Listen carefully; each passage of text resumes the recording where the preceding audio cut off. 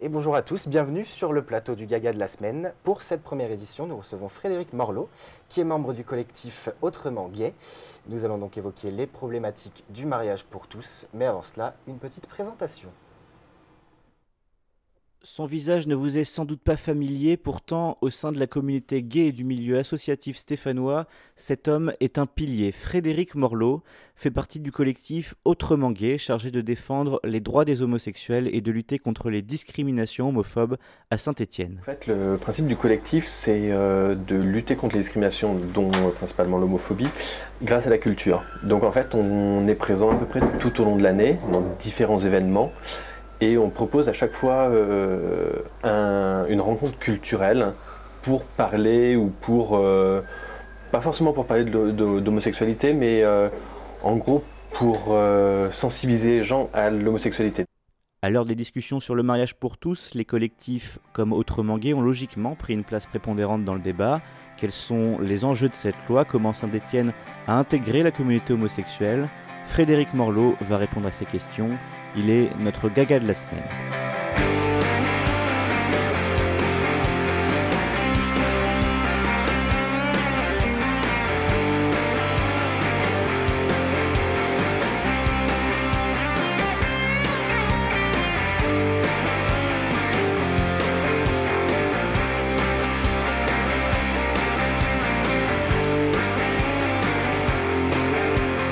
Frédéric Morlot, bonjour. Bonjour. Alors, vous êtes donc membre, comme on a vu dans ce reportage, du collectif Autrement Gay, Ouais, qui est donc chargé de défendre un petit peu la cause des homosexuels, ou en tout cas de lutter contre les discriminations. J'ai envie de vous poser une première question qui est liée à Saint-Étienne. Au mois de novembre, il y a un sondage qui a été publié par Tétu, Ouais. comme quoi Saint-Étienne serait l'une des villes de France où il serait le moins agréable d'être homosexuel et de vivre en tant qu'homosexuel. 22e sur 23, Ouais. ce chiffre. Est-ce que vous êtes d'accord? Est-ce que ce chiffre vous étonne? Alors, je suis pas totalement d'accord. Oui, il m'étonne du coup, dans le sens où je pense que Tétu s'est beaucoup basé sur les établissements gays qu'il peut y avoir à Saint-Étienne. En effet, il y a 2 bars, il n'y a plus de boîtes de nuit qui sont pour la communauté gay, et 2 bars étiquetés gays. Du coup, bah, c'est sûr que ça fait peu pour une ville de cette taille, mais en fait, ils n'ont pas pris en compte aussi la vie culturelle autour. Donc il y a 2 festivals, ce qui est quasiment unique en France. À part Paris, je ne connais pas d'autres villes en France où il y a 2 festivals gays. Lyon, ça fait 3 ans que leur festival de cinéma gay existe. Donc ouais, je trouve ça un peu dur, la note que tu as pu Et mettre. au-delà des aspects culturels et associatifs, est-ce que au sein de votre association, vous avez pu remarquer une tendance à la discrimination homophobe, par exemple? Non, pas spécialement, justement. Ce qui est bien à Saint-Étienne, je trouve, c'est qu'il y a vraiment une énorme diversité culturelle dans les populations et tout.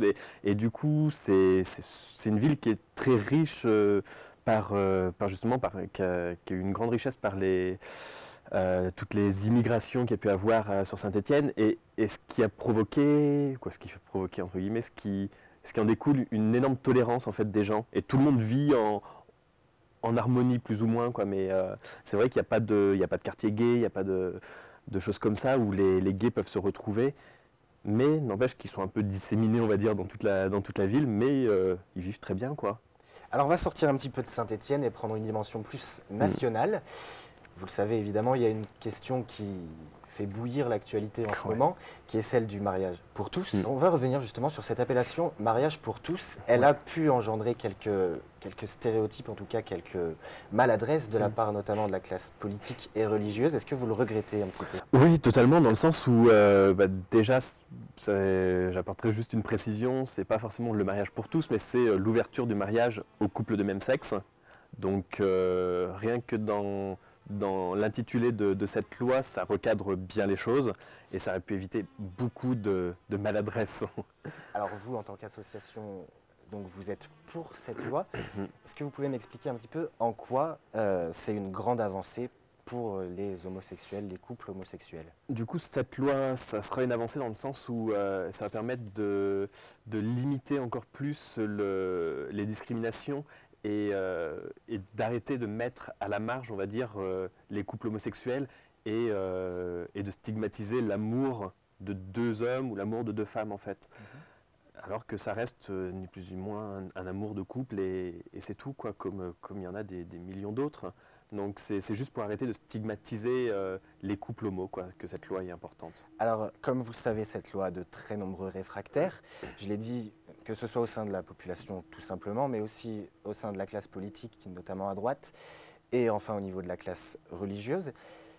Leur mot d'ordre, c'est qu'il ne faut pas toucher à l'institution familiale, pas toucher au code civil. Qu'est-ce que vous pensez de toutes ces attaques qui sont faites contre ce projet de loi dans cet angle-là? Je trouve que c'est un peu un faux débat dans le sens où les familles homoparentales existent depuis des années et même si cette loi ne passe pas, ça existera toujours et ça va encore, quoi. Il y aura de plus en plus de couples homo qui adopteront, qui auront des enfants. Donc quoi qu'il arrive, en fait, c'est une réalité à l'heure actuelle. Il y a des enfants qui grandissent dans des familles homoparentales, qui vont très bien. Il y a eu des interventions de ces enfants-là qui ont été auditionnés par le Parlement. Ils ne présentaient pas forcément de désordre psychologique que les opposants voudraient nous faire croire. Donc ouais, c'est un petit peu un faux débat en fait, je trouve. Après, toucher au code civil, c'est bien précisé dans la loi que les mots de père et mère seront remplacés uniquement dans certains cas en fait. Ça va pas totalement disparaître du code civil. Il y a des cas où ça sera maintenu, d'autres cas où ça sera remplacé. Mais du coup, il restera la notion de père et mère dans le code civil. Il y a aussi beaucoup de personnes qui craignent par rapport aux suites qui seront données, parce qu'on sait que le premier texte concerne uniquement l'union. Il y a une suite qui sera probablement donnée par rapport à la PMA, la procréation médicalement assistée. Vous êtes pour également cet amendement? Oui, dans le sens où déjà le premier texte là qui sera donc qui est débattu le 29, c'est ça. Donc comprend le mariage, mais du coup du mariage va découler l'adoption pour les couples de même sexe. Donc l'adoption, ça sera aussi bien l'adoption d'un enfant qui est déjà dans la famille et qu'il y a en gros il y a un parent social et un parent légal, donc le parent social pourra adopter cet enfant-là, qui est le sien au final. Et il y aura aussi, et donc au printemps prochain, dans un grand débat, dans une grande loi sur la famille, sera débattue justement donc la procréation médicale assistée, la PMA. Donc la PMA qui est autorisée pour les couples hétéros. Et de nombreuses femmes qui sont homos vont ou en Espagne ou en Belgique, qui dépensent des fortunes pour aller justement dans ces pays parce qu'il y a énormément de visites et tout. Et du coup, c'est juste en fait reconnaître l'égalité, pareil là encore, entre les femmes, quoi, tout simplement. Alors, pour terminer ce petit entretien, on va partir cette fois à l'international. Ouais. Où, vous le savez, vous l'avez sûrement entendu cette semaine, Barack Obama, en tout cas la semaine dernière, Barack Obama pendant son investiture, dit que chaque amour devait avoir le même droit. Donc vous voyez, la question du mariage gay est également posée aux États-Unis, qui a déjà adopté ce mariage dans certains États. Les États-Unis sont connus pour être un État un petit peu conservateur. Est-ce qu'en France, on est un État conservateur, voire... Oui. On est un pays totalement conservateur, ça c'est sûr. Pourquoi? Qu'est-ce qu'on a de différent? C'est culturel, la religion reste, même si la religion est séparée de l'État, qu'on est censé être un État laïque, la religion reste quand même très ancrée dans la culture française. On ne peut pas l'enlever, on peut rien faire contre, ça reste notre identité aussi quelque part. Mais n'empêche qu'il faut aussi évoluer avec son temps et se rendre compte que voilà, en parlant de l'international, justement, dans 14 pays dans le monde, le mariage a été autorisé, ça n'a rien changé. Au contraire, l'homophobie a juste reculé. Vous pensez que cette loi pourrait faire reculer l'homophobie si elle passait en France ? Dans tous les pays où c'est déjà en place, ça a fait reculer l'homophobie. Donc oui, je pense qu'en France, ça sera exactement pareil. D'accord, et ben ce sera donc le mot de la fin. Merci d'être Merci. venu sur notre plateau. Quant à nous, on se retrouve la semaine prochaine avec notre nouvel invité.